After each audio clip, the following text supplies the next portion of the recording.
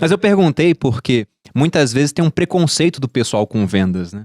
As pessoas não querem trabalhar com vendas que pensam, fiz curso superior, fiz, sei lá, economia, administração, aí vou trabalhar com vendas. O Flávio tem uma muito boa que ele fala assim, vendedor é aquela profissão que tu fala assim, pô, arruma o que sobrou, filho. Né? Pode ser até de vendedor. Inclusive eu já fui vendedora também. Mas por que tem esse preconceito todo? Porque é uma das profissões mais antigas, mais testadas pelo tempo e que provavelmente não vai sumir.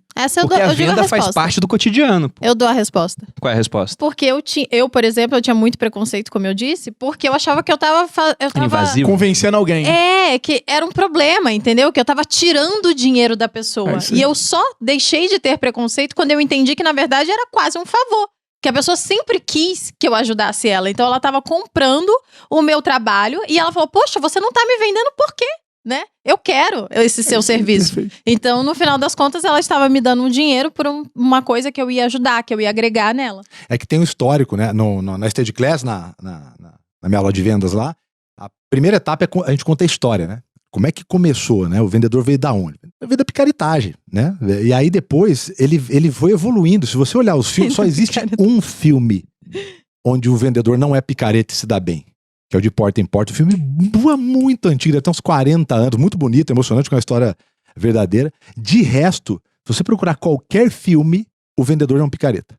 Qualquer filme. Não, marqueteiro, pô. Se tu fala pro cara assim, pô, Thiago Conselho é mó marqueteiro, parece que ele engana os outros, que ele promete mais do que cumpre. Pô, sendo que marketing... Ele é capitalista, é igual o capitalista, né? O capitalista mas o bom de lembrar que aqui a gente é capitalista, a gente adora ser capitalista. Você, inclusive, tá assistindo, primo não for capitalista aí que a gente não sabe mais o que é o que nesse mundo. Que é coisa mais capitalista que a própria venda?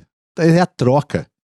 É a troca, e só tem troca porque alguém faz diferente ou melhor, senão cada um faria só o seu. Tem um princípio da Escola Austríaca de Economia que fala que trocas voluntárias, que é uma venda, porque a gente até hoje nunca fez uma venda obrigando alguém a comprar. Nunca botamos arma na cabeça de cliente. Se precisar, ainda faremos. Né? O nosso negócio é sobreviver. Se chegar nesse nível, a gente vai usar essa estratégia. Sabe, né, mas a troca só acontece porque é boa para ambas as partes. Do contrário, principalmente no Mercado Livre, com muitas opções, ela não iria acontecer. Só acontece porque é boa. E é o resumo do que é uma venda. E por que tem esse primeiro, além desse peso, né? A falta de uma formação acadêmica, por exemplo, também não é... Isso diminui, né? Então, o pessoal dá menos valor a isso. Você não é. Só que isso é verdade. Só que todo mundo dentro de uma empresa só respira, vive e cresce porque tem venda. Só que olha que louco. Todo mundo dentro de uma empresa média, vamos pegar uma média, vai pra grande. Ele pelo menos tem alguma coisa técnica. Então você vai chamar um cara de logística. No mínimo um cursinho técnico de logística ele tem que ter. O cara vai trabalhar na área de finanças, talvez ele não precisa ser formado em economia, mas tem que ter porque todo mundo RH, pelo menos um curso técnico 2 anos ali, né? E o de venda? Esse é um abençoado, quer dizer, o cara vem pronto ou não vem, né? Ele vem. Mas por que acontece isso? Porque venda é uma atividade antinatural. Ela é contra-humana. Quando você vende, você oferta, né? Não tem venda sem oferta. Se é com criação de valor, existe uma oferta. Certo? Quando você oferta, você abre a porta para um negócio chamado objeção. Para um não. E a objeção ele é muito confundida com rejeição. São coisas diferentes. São 4 coisas. Objeção, rejeição, pergunta e negociação. Só que todo mundo leva para o lado pessoal, em geral, quem não se prepara, não vai estudar, não entende a situação, ele acha que é uma rejeição. E a rejeição é uma das pouquíssimas emoções onde não atua no cérebro na área da emoção. Ela atua no cérebro na área responsável pela dor física.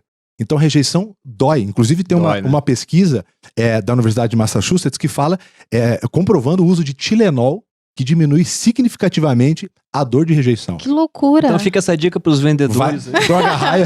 Ações de Tilenol aumentando a partir de hoje. Mas isso não é uma recomendação, hein? Vale por favor, esse podcast tem muita audiência, isso não é uma recomendação, vamos deixar claro. Científica comprovada. Então por quê? Porque dói, bicho. Mas não dói mesmo. Porra, dói pra caramba, não, a rejeição não é uma coisa. Aí você fala assim, mas aí tá certo, né? Como a Malu falou aqui, tem o livro do Eric Worre lá, o GoPro, bem usado mais para marketing multinível e tal, mas muito legal, ele fala, torne o outro lado interessado. Você vê, GoPro pra mim era aquela câmera, né?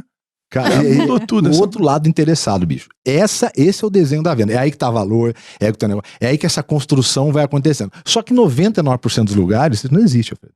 Você sabe bem, a gente lida com empresa. As pessoas não sabem contratar. As pessoas não sabem que existe teste comportamental. Elas não sabem a diferença de teste comportamental e de teste de personalidade. Mas geralmente o pessoal da venda hoje é muito mais o cara que naturalmente ele se destaca. Ele não é treinado, né?